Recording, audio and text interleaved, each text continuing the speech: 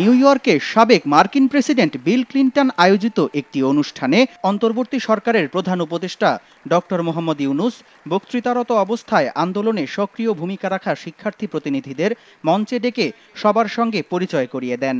এ সময় বৈষম্যবিরোধী ছাত্র আন্দোলনের অন্যতম নেতা ও প্রধান উপদেষ্টার বিশেষ সহকারী মাহফুজ আলম ও ব্র্যাক বিশ্ববিদ্যালয়ের শিক্ষার্থী আয়েশা সিদ্দিকা তিথির সঙ্গে মঞ্চে ওঠেন আরেক তরুণ। মঞ্চে ওঠা তৃতীয় তরুণকে নিয়ে শুরু হয়েছে আলোচনা সমালোচনা। They are the one creating the new version of Bangladesh. প্রধান উপদেষ্টার প্রেস উইং জানায়, তৃতীয় তরুণের নাম জাহিন রোহান রাজিন। তিনি একটি বেসরকারি প্রতিষ্ঠান হাইড্রোকো প্লাসের প্রতিষ্ঠাতা। সামাজিক যোগাযোগ মাধ্যমে অনেকে তাকে সাবেক স্বৈরাচার সরকারের সঙ্গে সংশ্লিষ্ট বলে দাবি করেছেন।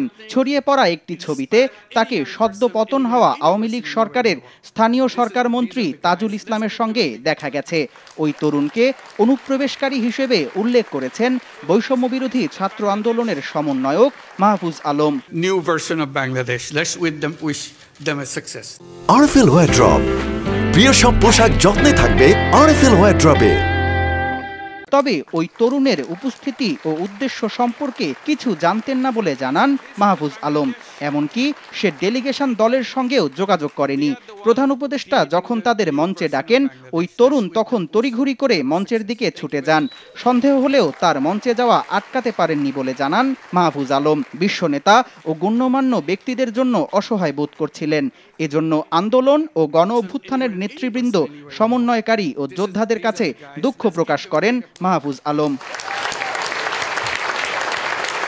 এ বিষয়ে গণমাধ্যমকে জাহিন বলেন, তিনি অনুষ্ঠানে আমন্ত্রণ পেয়েছিলেন আয়োজক প্রতিষ্ঠানের ফেলো হিসেবে। 2021 সালের ইউনুস অ্যান্ড ইউথ ফেলো তিনি। ডক্টর ইউনুস যখন ছাত্র আন্দোলনের নেতাদের মঞ্চে ডাকেন, তখন তার পাশে থাকা দুই বিদেশি ভদ্রলোক তাকে মঞ্চে যেতে বলায় কিছু না ভেবেই মঞ্চে গিয়েছেন বলে জানান তিনি।